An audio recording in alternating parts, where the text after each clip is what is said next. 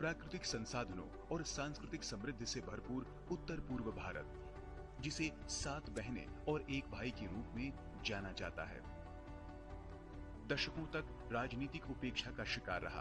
पहले की सरकारों की अनदेखी ने इस क्षेत्र को विकास के अवसरों से वंचित रखा था।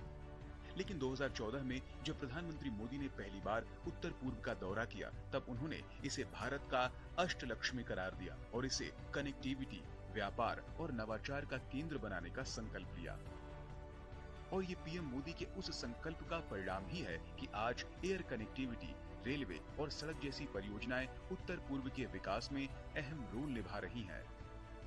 विकास के इस क्रम में जहां ब्रह्मपुत्र नदी पर 4.94 किलोमीटर लंबे बोगीबिल पुल ने डिब्रूगढ़ और अरुणाचल प्रदेश के बीच यात्रा की दूरी के साथ ही समय को भी कम किया, तो वहीं धोला सदिया पुल और सेला टनल जैसे इंजीनियरिंग चमत्कारों ने उत्तर पूर्व के लोगों की उम्मीदों को नई उड़ान दी।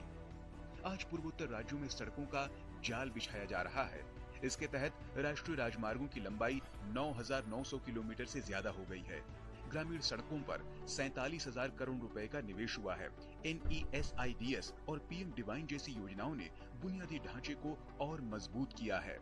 उत्तर पूर्व में 2014 से 2024 के बीच रेलवे में 81,000 करोड़ रुपए का निवेश हुआ, जिससे 1,728 किलोमीटर नई रेल परियोजनाएं शुरू हुई।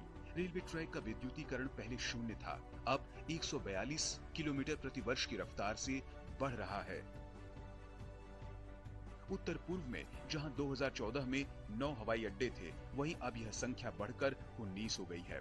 सिक्किम और अरुणाचल प्रदेश पहली बार हवाई नेटवर्क से जुड़े। ब्रह्मपुत्र नदी पर रो-रो फेरी सेवाएं शुरू की गई हैं, जिससे कम लागत में सामानों का परिवहन संभव हुआ है। बहुत सारे लंबे लंबे ब्रिजेस बन गए, रोड कम रेल ब्रिजेस बन गए, जैसे कि बोगीबिल ब्रिज बन गया है, जैसे कि भूपेन हजारिका सेतु यानी कि India longest bridge 9.15 kilometre long जो सदिया में लोकेटेड है वो बन गया है। आलूबारी ब्रिज बन गया है, हमारे इधर नज़दीक में सिसार ब्रिज बन गया है। तो जो बहुत सारे एरियाज जो आइलैंड की तरफ मरून हो जाते थे, सब कनेक्ट हो गया है। मोदी सरकार के शासनकाल के दौरान उत्तर पूर्व में सुरक्षा और शांति के मोर्चे पर भी जबरदस्त प्रगति देखने को मिली।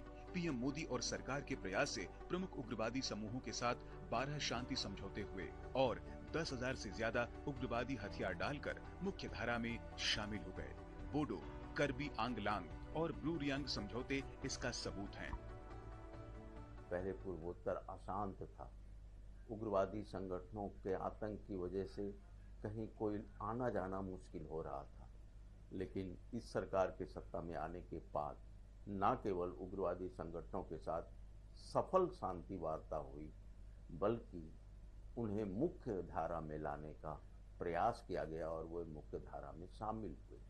इसका परिणाम ये हुआ कि जब शांति आई तो विकास को नई गति मिली। पीएम मोदी का उत्तर पूर्व से एक अलग ही लगाव है। अब तक प्रधानमंत्री 50 से अधिक बार उत्तर पूर्व का दौरा कर चुके हैं। अपनी इन यात्राओं के दौरान पीएम ने बार बार कहा है कि उत्तर पूर्व न दिल से दूर न दिल्ली से दूर। उनकी एक्ट ईस्ट नीति ने इस क्षेत्र को दक्षिण पूर्व एशिया का प्रवेश द्वार बना दिया। आज उत्तर पूर्व क्षेत्र न सिर्फ भारत की शक्ति बन रहा है, बल्कि विश्व मंच पर अपनी पहचान भी बना रहा है।